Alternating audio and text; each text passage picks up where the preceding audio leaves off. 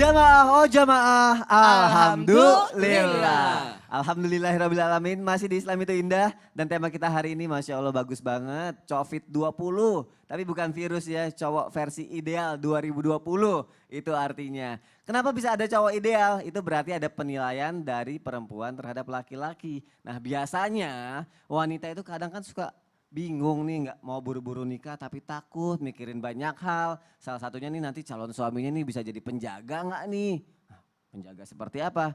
Akhirnya timbullah banyak pertanyaan nih. Cowok ideal 2020 nih bener nggak sih yang bisa menjaga? Tapi menjaganya dalam arti apa? Lagi-lagi pertanyaan seperti itu muncul. Baik langsung aja kita dengarkan tausiah dari guru kita Kiai Haji Agus Dermawan. Silakan Pak Kiai. Terima kasih Kiai Maulana ya, Kiai Syam.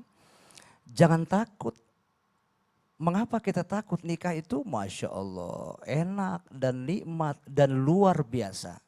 Tentu pasti ada yang menjaga. Makanya saya tidak menyindir-menyinggung Ustadz Maulana ini ya. Dan Ustadz Syam. Yang kedua-duanya insya Allah sedang mencari, searching istri yang solehah. Dan ini yang menjaga itu adalah pasti dong Allah. Malaikat. Pasti dong sang suami yang bertanggung jawab. Kan begitu. Nah kemudian jaga keluargamu tuh. Ku anfusakum wa ahlikum naro. Jaga dirimu dan keluargamu tuh. Pasti dia akan menjaga keluargamu daripada api neraka. Sebab ar-rijal qawwamuna 'ala nisa. Laki-laki itu pengayom, pelindung. Bukan hanya Pak Polisi aja yang melindungi ya. Tetapi suami juga pelindung. Mengayomi, ngemong, nggak kata-kata kasar. Kalau katanya baik, jangan takut menikah. Nah kemudian seorang Umar bin Khattab aja, Umar bin Khattab dia berani sama siapa aja mengganggu Islam. Bahkan pedangnya terhunus dan haus darah. Itu kalau orang macam-macam tebas. Sampai kabar setan aja takut sama Umar bin Khattab. Tapi pas pulang ke rumah Ustadz Syam, itu Umar patuh, tunduk, setia sama istrinya. Bukan aku takut sama istri, aku menjaga istri. Kenapa? Aku menjaga istri, kenapa? Aku bertanggung jawab. Karena istriku adalah seorang pejuang yang gak kenal lelah siang dan malam. Seorang istriku adalah seorang pahlawan tanpa tanda jasa yang melahirkan. Nah ini garis bawah nih. Seorang istri adalah perempuan yang aku jaga, yang melahirkan anak-anakku. Masya Allah. Anak-anakku melahirkan bertaruh antara mati dan hidup. Kan begitu. Makanya wahai para wanita yang jomblo, pria-pria izin Pak. Pria yang masih jomblo ya. Yuk sama-sama nikah deh, enak banget ya. Kalau mencapai keberkahan. Justru datang tuh seorang sahabat tuh. Kamu sudah nikah belum kata Rasulullah? Belum, anta miskin. Biarpun dia kaya, miskin. Insya Allah besok kaya raya, amin. Amin ya Allah, amin. Subhanallah ya. Mudah-mudahan para pemirsa Indonesia, ayo kita tanamkan, kita arrange ya. Tanamkan iman dan takwa kita kepada Allah. Dan semoga kalian semua tidak pernah takut akan pernikahan. Justru mendapat keberkahan. Anikah sunnati, faman raghiba an sunnati falaysa minni. Justru nikah itu adalah merupakan sunnahku. Kalau dia tidak melaksanakan sunnahku, bukan termasuk golongan aku. Maaf lahir dan batin. Begitu. Iya. Masya Allah, berarti sebenarnya kita sebagai laki-laki lahir ditakdirkan menjadi laki-laki ya udah takdir. Tapi menjadi gentleman itu urusan lain ya. Betul. Pak Kiai ya. Iya. Gentleman ya harus memimpin menjaga keluarganya. Apalagi Betul ibu dari sekali. anak-anak kita ya Pak Kiai Iya, ya. iya. Dan saya yakin ibda binapsik. Makanya charity begins at home. Bahwa amal soleh itu dimulai dari rumah dulu. Kan begitu. Rumah apa? Rumah hati dong. Kita niatkan dulu. Kalau niatnya sudah baik. Nikah itu karena Allah nggak akan pudar. Justru kalau nikah tidak karena Allah. Percaya hanya nafsu saja. Oh hancur seketika. Makanya hari ini ayo tanamkan jiwa keimanan. Ketakwaan. Dan lillah wa filah karena Allah. Jangan takut dengan nikah ini. Mudah-mudahan bermanfaat ya. Amin. Dan selalu mendapat keberkahan dunia dan akhirat. Masya Allah, Masya Allah. Berarti buat jamaah yang di rumah belum nikah jangan takut untuk menikah. Iya betul sekali. Jadi banyak kenikmatan-kenikmatan. Betul sekali, Kita betul harus sekali. menjaga istri kita juga. Benar, untuk menjadikan rumah tangga yang baiti janati, home sweet home. Rumah itu laksana surga. Masya Dan kalau Allah. sudah nikah itu Ustadz Syam, enak banget Ustadz Syam. Iya. Jadi ada sasaran Ustadz yang Syam. baik. Pak Kemolana, kalau sasaran yang baik itu tentu kan punya anak, punya istri, punya satu keturunan. Ya. Robbi ja'ali muqimas shalah wa min dzurriyyati rabbana wa taqabbal doa kan. Rabbana gfirli wa liwalidayya walil mu'minina Masya yauma Allah. yaqumul hisab. Jadi anak keturunan yang soleh dan soleha. Nah, Amin. jadi ciptakan tuh anak kita. Jadilah suami seperti Nabi Allah Ibrahim alaihissalam. Masya Allah. Jadilah seorang istri seperti Siti Hajar. Masya Allah. Yang capek sofa marwah kan tetap dia oret labura bekerja sambil berdoa. Gitu Pak Kimulana. Masya Allah. Jadi seorang Terima anak kasih, yang Pak Kiai. Ismail. Ya. Ismail alaihissalam. Masya Allah. Jazakallah khair Pak Allah Kiai. Akbar. Ya Allah. Terima kasih Pak Kiai. Ustadznya sampai senyum-senyum itu Iya, ngedengernya. baper, euy. Baper euy. Biar lebih baper lagi aku mau ngasih lihat dulu nih tayangan yang berikut nih. Seorang pria tunadaksa yang berjuang hingga mendapat restu hingga mampu menikahi wanita idamannya. Masya Allah. Langsung aja jamaah kita lihat tayangannya. Subhanallah. Silakan.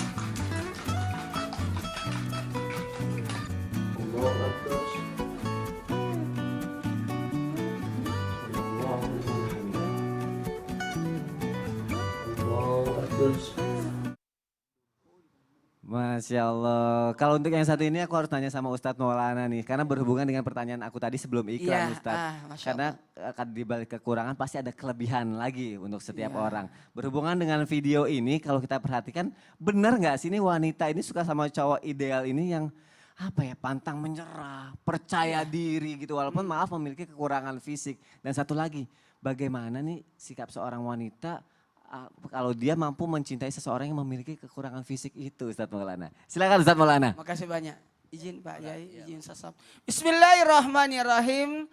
Jamaah. Yeay. Oh jamaah. Yeay. Alhamdulillah. Maaf tanpa menyudutkan atau membicarakan atau menyinggung perasaan siapapun. Kita membahas laki-laki ideal. Tidak bentuk fisik. Tapi semua bisa menjadi laki-laki ideal. Tergantung dari kesadarannya, kemauannya, keyakinannya. Sadar, mau, yakin. Tuh, dua, tiga. Sadar, mau, yakin.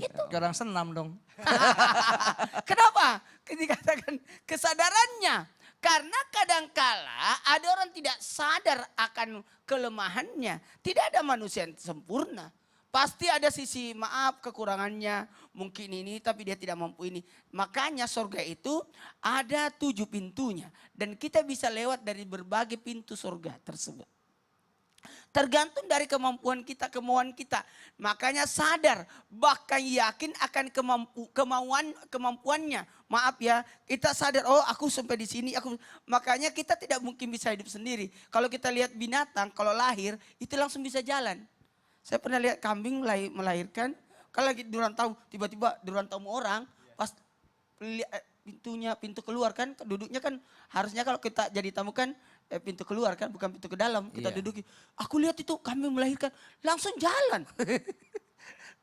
Ada binatang lahir punya rumah, kura. Oh iya, Iyong. iya benar. Aslinya, lah ini pertanda saya nggak berani ngomong kalau saya tidak lihat. Saya lihat sendiri, makanya kita ini manusia ini aduh, apa sih yang mau disombongkan? Kita masih bergantung kepada manusia lain. Maka sadar akan kemampuan dan belajar akan kegagalan. Jadi jangan takut gagal. Pasti, cuma kayaknya gini. Banyak orang mengaku, aduh aku kurang ini. Sebenarnya harus dimotivasi lagi. Dengan adanya kemauan. Tidak ada yang tidak mungkin di dunia ini. Yang ada karena tidak mau. Sekali lagi, tidak ada yang tidak mungkin di dunia ini, yang ada karena tidak mau. Itu saja. Motivasi diri kita, kalau bukan kita tidak mungkin akan bisa berhasil. Sekalipun Nabi yang mendakwai kita, kalau kita tidak sadar, tidak bakalan bisa sadar. Nah, makanya kita sendiri yang kalau menunggu ustaz nasihati kita, tidak mungkin ikut terus ke dalam kamar kita, ke kamar mandi, tidak 24 mungkin. jam nggak mungkin. Nggak mungkin. Makanya kita nasihati diri kita, lalu perhitungkan matang-matang atas apa yang kita lakukan. Kalau aku mau lakukan ini, baik tidak? Baik tidak? Harus memikirkan sebenarnya. Maaf, berikutnya kalau bisa yakin dengan cara senantiasa berdoa dan terus berusaha. Ada namanya BCL. Bunga Citra Lestari. Bukan. Apa? Baik, cerdas, dan luas. Oh, Masya Allah, baik, cerdas, dan luas. Iya. Masya Allah. Kenapa BCL di sini? Baik itu kalau mau menjadi sosok yang bukan dari kemampuannya, tapi adanya ibaratnya dia bukan dari fisik ya, Ya. tapi adanya baiknya. Orang tidak lihat wajahnya, tapi dia baiknya. Yarfa'illahu allazina amanu minkum wallazina utul ilma darajat. Diangkat derajatnya kalau cerdas. Makanya sifat Nabi ada 4. Sidik, tablik, amanah, fatana. Itu kan harusnya kita memiliki ini sehingga kita bisa cerdas. Kemudian luas.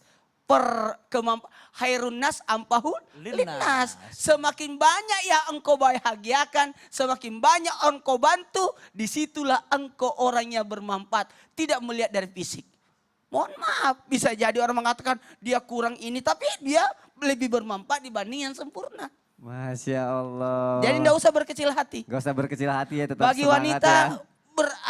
semangat. Aduh. Kalau saya tadi, sampai lihat tayangan tadi saya salut. Merinding ya, berarti bukan perkara maskulinitas ya, tapi kualitas ya. Iya. Bukan cuma ketampanan jamaah, tapi Apa tadi namanya Apa? Masku? maskulinitas. Maskulinitas. BCL apa tadi? Baik, cerdas, luas. Iya. Itu dia makanya, makasih loh Ustadz Maulana, makasih akhirnya aku jadi semangat untuk menjadi cowok ideal nih. Karena ternyata bukan cuma ketampanan, karena memimpin bukan ketampanan, tapi dengan BCL. Baik, cerdas, luas, Masya Allah. Siap jadi cowok ideal. Wah, aku kenapa teriak-teriak biar yang jamaah ada di rumah kaget nonton Islam itu indah. Semangat, karena Semangat berusaha jadinya. mengidealkan diri. Masya Allah. Baik, mungkin bukan cuma aku aja yang mau jadi cowok ideal. Ini ada lagi curhatan dari jamaah yang akan aku bacain. Insya Allah akan dijawab sama guru-guru kita. Terima kasih jamaah sudah mengirimkan pertanyaannya. Akan langsung aku bacain. Ini dari Instagram hamba Allah. Assalamualaikum Ustadz, saya mau bertanya. Dulu pernah ada yang datang laki-laki ideal dan idaman banget. Wah, ini seorang perempuan yang curhat. Dia soleh, bahkan dari keluarga yang taat agama dan berpendidikan. Saya suka dan tertarik. Kemudian dia datang melamar saya, tapi ternyata oleh orang tua saya tuh pas dia datang ke rumah ditolak. Bahkan sampai diusir sama ayah saya. Sampai saya umur sekarang kepala 3, jadi nggak ada satupun lagi nih laki-laki yang mendekati saya. Apakah ini akibat dari orang tua saya menolak lamaran laki-laki soleh itu? Wah, gimana nih Ustadz Syam? Ada hubungannya kah? Ya Allah, kalau di dalam Al-Quran Allah sudah katakan ma asaba min musibatin fabima kasabat aidikum. Tidak ada satu kejadian yang menimpa itu kecuali karena disebabkan oleh ulah tangan kalian sendiri. Jadi Islam itu tidak mengenal karma sebenarnya, tapi fabima kasabat aidikum, yang terjadi itu karena ulah kalian sendiri. Karena kadangkala ada orang menyalahkan Allah, ya udahlah yang takdir Allah nih, Allah memang kehendaknya begini. Tapi ternyata kita pernah melakukan ulah di masa sebelumnya tanpa bermaksud yang namanya menghakimi orang tua daripada mbak yang bertanya. Akan tetapi mungkin mudah-mudahan ya Allah mbaknya sama-sama ngomong ke orang tua bukan begini ya, ayah tobat deh, enggak gitu. Ayah saya mau bertaubat, mudah-mudahan setelah saya bertaubat saya akan mendapatkan jodoh atau laki-laki akan datang kepada saya untuk melamar saya. Allah gerakkan laki-laki untuk datang kepada saya.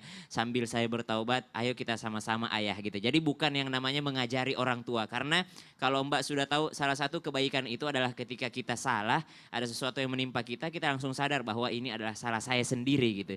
Jadi kalau ditanya adakah hubungannya, benar adanya. Karena Rasulullah SAW mengatakan bahwasanya kalau ada orang yang taat agama datang melamar, lalu kau tolak, maka tunggu saja fasadun kabir, akan terjadi yang namanya kerusakan di muka bumi ini, kerusakan besar gitu. Bisa jadi kerusakan besar ini termasuk terjadi pada diri yang menolak tadi. Terima kasih Ustadz Syam. Sama-sama. Ya. Kiai Haji boleh tolong Betul. ditambahkan Pak Kiai, silakan. Baik, permisi. Jadi tidak boleh ada kata ucap dan menyalahkan orang tua. Karena orang tua jadi saya nggak dapat jodoh karena ditolak kemarin. Sebetulnya terus kita berusaha, terus bekerja dan berdoa. Dan endingnya adalah kita tetap tawakal kita kepada Allah Subhanahu wa taala. Pak Ustadz Syam tadi mengatakan bermusyawarahlah kepada orang tua. Satu ketika orang tua tidak sepakat, tidak setuju akan jodoh yang datang saat itu, mohon maaf mungkin pendapat orang tua melihat itu tidak benar. Tetapi orang tua izin minta dimaafkan, tidak mematahkan semangat langsung menjudge bahwa anak ini tidak benar, calon mantu enggak benar. Kalau sudah ada jodoh dan sekufu itu setara, kemudian pada saat itu sudah betul-betul mampu adanya dan satu agama atau izin minta dimaafkan, satu keyakinan percaya deh. Justru kalau kita tolak akan menimbulkan fitnah. Dan orang tua, mohon maaf lahir batin harus menyetujuinya cepat segera. Ini adalah sunnah daripada Rasul baginda Muhammad Sallallahu Alaihi Wasallam dan wajib hukumnya bagi orang yang sudah mampu kemudian berangkat karena Allah, wajib hukumnya menikahkan insya Allah. Masya Allah. Ya. Tapi sedikit saja Pak Kiai, kalau misalnya kejadiannya sudah terlanjur, apakah mungkin ada kesempatan kedua? Ya. Untuk datang lagi yang orang-orang yang baik lagi kalau sudah ditolak ini? Insya Allah. Allah. Dengan doa tadi itu ya? Iya. Yang penting orang tua kita sepakat bahwa hidup ini adalah harus sinergi. Sinergi, Iya, baik. betul hablum minallah dan hablum minan nas. Masya Allah, Saya terima yakin kasih. insya Allah aman. Terima kasih Pak Iya. Kiai, terima kasih Ustaz Syam dan terima kasih jamaah yang sudah mau bertanya di Islam itu Indah. Semoga menjadi solusi yang baik untuk diri kita juga dan juga untuk orang lain. Baik, ini sekarang ada kehebohan seorang ayah mendidik anaknya yang kembar 5 untuk sholat. Masya Allah, kembar 5 Masya Allah. Langsung aja kita lihat tayangannya jamaah, silakan. Barisnya rapat, kalau nggak rapat nanti ada apa? Setan. Ya, barisnya rapat. Tapi basis. Kita dikenal. Ada kok basah. Ya, barisnya rapat. Selama sholat. Oksi, oke, di sini. Oke.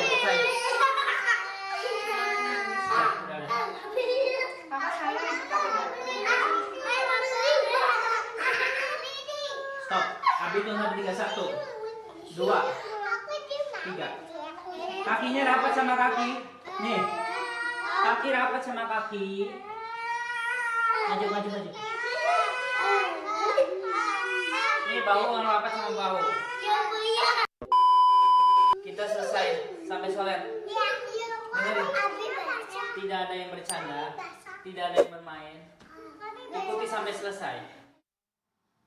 Waduh, rame dan heboh ya. Enggak, Ustaz. namanya siapa? Siapa? A, I, U, E, O. Serius? Iya. Ya Allah, kok Ustaz tahu? Tahu. Tahu ya. Itu kalau kejadiannya kayak gitu, kalau aku yang jadi kepala keluarga bisa tadinya niatnya mau sholat subuh sampai sholat zuhur masih aja ngatur tuh takutnya tuh kayak gitu. Ya Allah, mungkin takutnya jadi nggak sabar gitu. Itu namanya Abdurrahman, ya, Abdurrahim, Abdul Malik, semua dari Al-Fatihah. Kalau manggil anaknya Al-Fatihah. Oh datang semua, Masya Allah. Datang semuanya.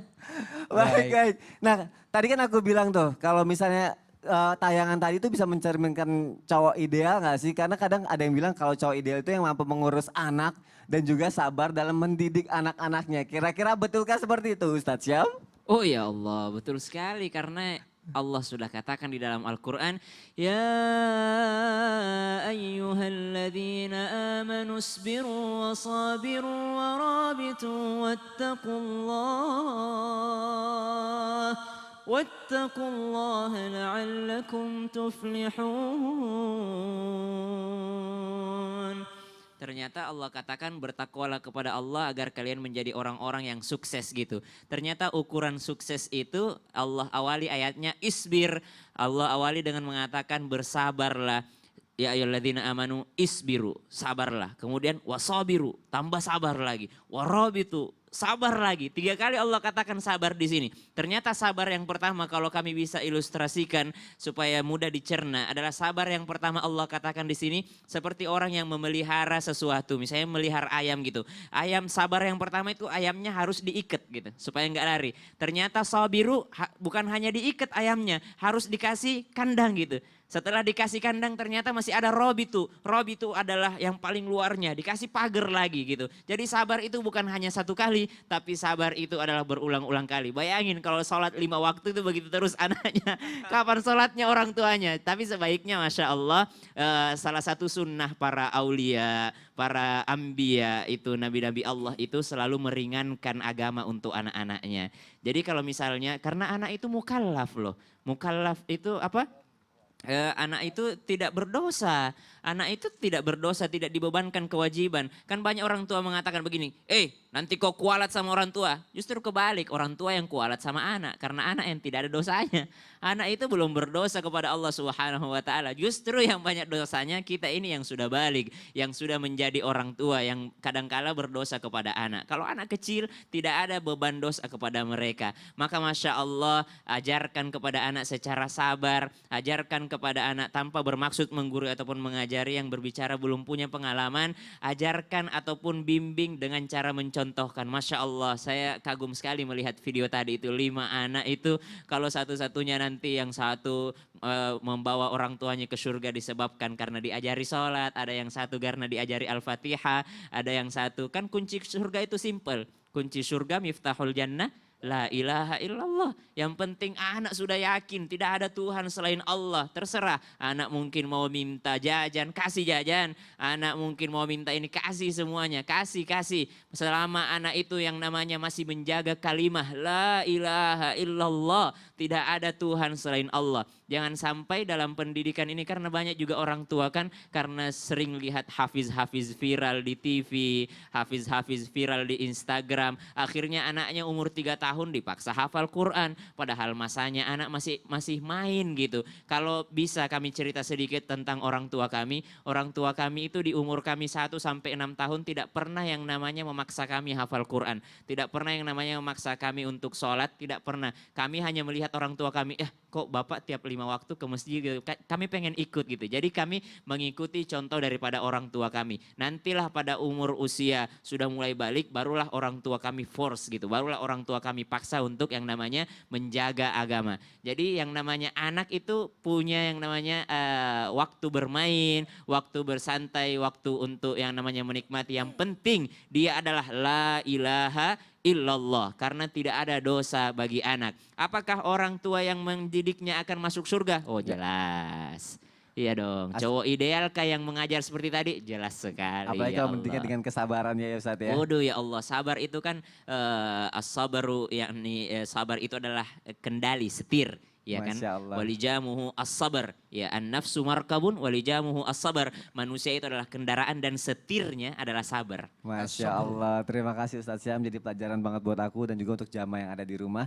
Baik jamaah, akan kita lanjutkan lagi nanti. Dan setelah ini ada segmen yang ditunggu-tunggu juga, segmen Ensiklopedia Islam bersama Ustadz Syam. Dan juga nanti kita akan sama-sama berdoa, semoga kehidupan kita jauh lebih baik dari sebelumnya. Banyak yang terbaik yang Allah kasih buat kita nantinya. Jadi jamaah yang dimuliakan Allah, jangan kemana-mana, tetap di Islam itu indah. Jamaah, oh jamaah, alhamdulillah.